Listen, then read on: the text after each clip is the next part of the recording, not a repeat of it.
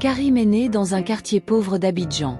Son père, vendeur ambulant, rentrait souvent les poches vides, et sa mère, fatiguée des privations, se débrouillait comme elle pouvait pour nourrir la famille. Souvent, Karim dormait le ventre vide.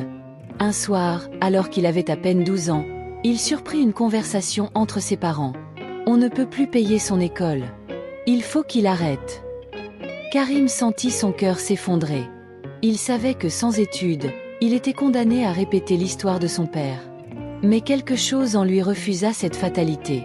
Il devait trouver un moyen de s'en sortir. Avec les années, Karim s'accrocha. Il réussit à terminer ses études grâce à des petits boulots, laver des voitures, vendre des sachets d'eau, faire du portage pour les commerçants du marché. À 25 ans, il décrocha un emploi dans une société de logistique. Enfin, il pouvait aider ses parents.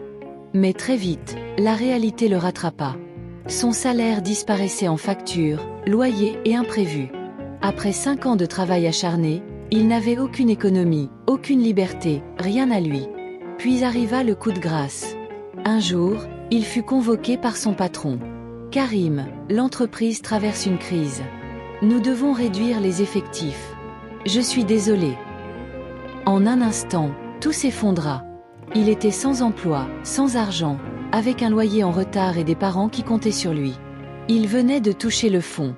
Ce soir-là, Karim erra dans les rues, les yeux pleins de larmes. Il s'arrêta devant un cybercafé. Par réflexe, il y entra et tapa ces mots. Comment devenir riche quand on part de rien? Il tomba sur un article qui parlait de Robert Kiyosaki et du concept de liberté financière. Il passa toute la nuit à lire. Ce fut un choc, il avait tout fait à l'envers. Travailler pour un salaire ne rend pas riche. Ce sont les actifs et les revenus passifs qui font la différence. C'était un déclic.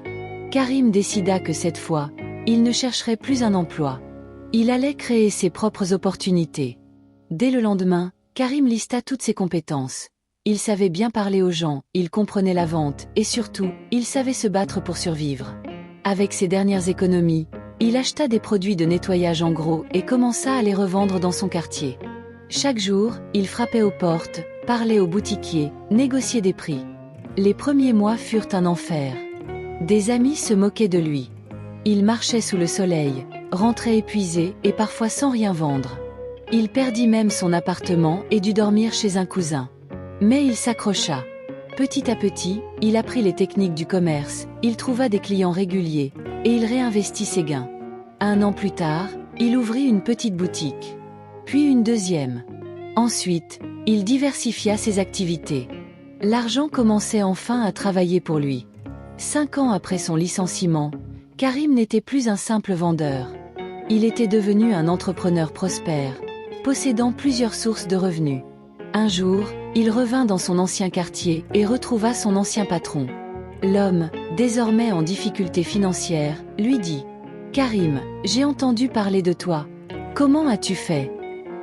Karim sourit et répondit « J'ai appris la règle d'or, ne travaille pas pour l'argent, fais en sorte que l'argent travaille pour toi. » Les leçons à retenir. 1. Apprends à gérer ton argent. Épargne avant de dépenser. 2. Crée plusieurs sources de revenus. Le salaire seul ne suffit pas. 3. Apprends à investir, que ce soit dans un commerce, un bien immobilier ou une activité rentable. 4. Développe ton mental. Les échecs font partie du chemin. Ne lâche rien. 5. Entoure-toi des bonnes personnes. Évite ceux qui te découragent. L'histoire de Karim est celle de milliers de jeunes qui rêvent d'une vie meilleure.